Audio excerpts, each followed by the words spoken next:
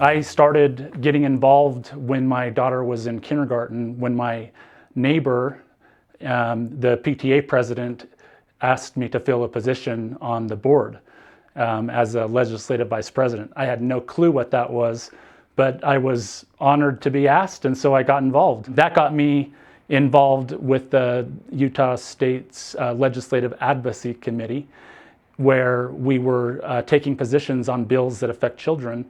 And I had no idea that the PTA was involved up at the Capitol with legislation. And it was quite exciting to learn so much. This was a new world for me.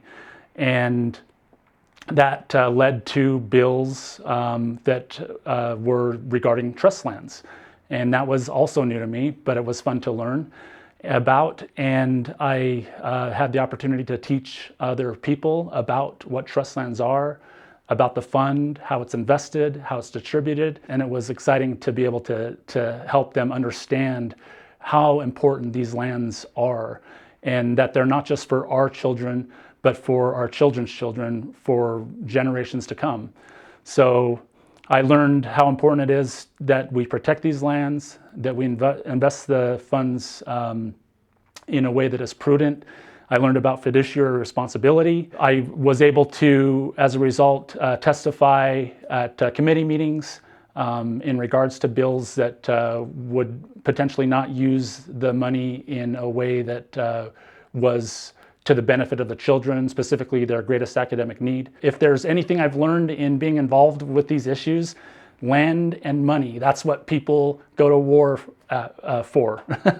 And we need to continue to have people that understand these issues and can speak up, so that the confusion, and there are multiple angles and issues and perspectives, as long as we continue to uphold our fiduciary responsibilities and protect that fund and the distribution of those funds. I served on community council starting when my daughter was in kindergarten, and continued to serve on school community councils up until last year. And that was a wonderful way to be involved as a parent, as a father, to decide how those funds would be distributed or would be used. It's the parents and the teachers and the principal on that committee that decide the best academic need for the use of those funds. And I think it should stay that way. The funds that are distributed are very sorely needed. We need more.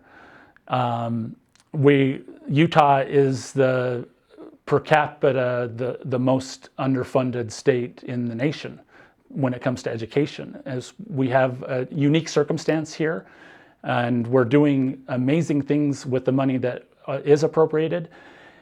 And if we can just continue to grow this fund, our students will have more and more opportunities, and hopefully that stat can change. My wife is a teacher at our local elementary, and she's seen the benefit of the funds. The PTA and some other education entities were the primary